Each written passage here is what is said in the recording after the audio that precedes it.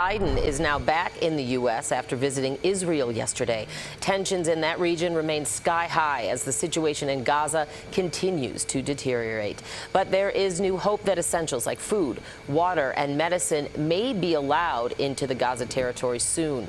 CBS News' Ian Lee, who's been with us the last few days, joins us again live from Tel Aviv. Good morning, Ian. The biggest development this morning is that some humanitarian aid will now be allowed into the Gaza Strip, where things have turned really dire. What can you tell us about that?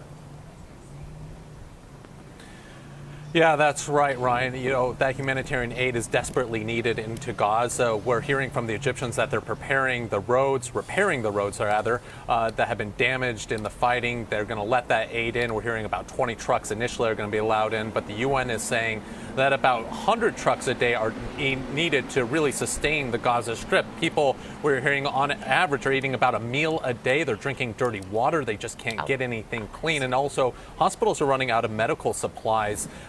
And generators, of course, that run those hospitals are running out of fuel. So these are desperately needed supplies that are going to be coming in from the Egyptian side. We haven't heard of when that border crossing will be opened, but we know the Egyptians are working on it. They wanted security guarantees from the Israelis before they did that.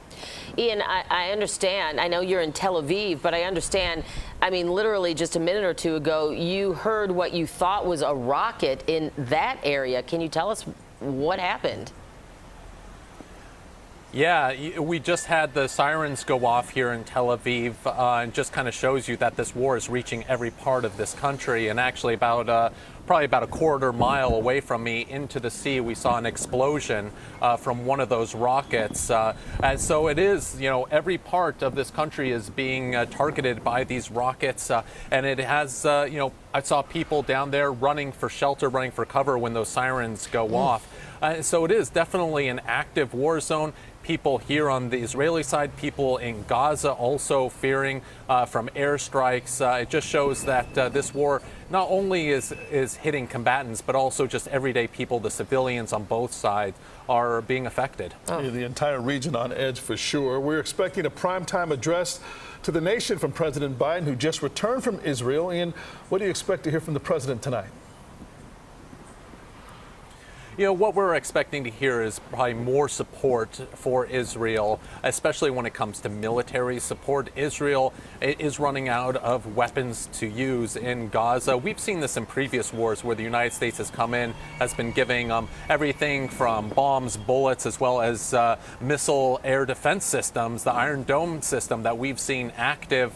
You know, just to give you an idea, that missile that went off, they probably weren't targeting it with the Iron Dome system because it was landing in an area they knew that people weren't going to be at. They've had to ration off their Iron Dome system, making that tough call. Is this rocket going to hit in an open area? Is it going to hit in an area where people are living or people are operating? So they have been running low on those systems. So that's something we're expecting the president to say, but also that push for humanitarian aid into Gaza, but also to try to make sure that this doesn't become a regional conflict, that it just remains between Israel and militants in Gaza. A top concern for sure. CBS News correspondent Ian Lee in Tel Aviv, thank you so much for joining us. Please be safe, especially with those sirens going off just a few moments ago. We'll be right back.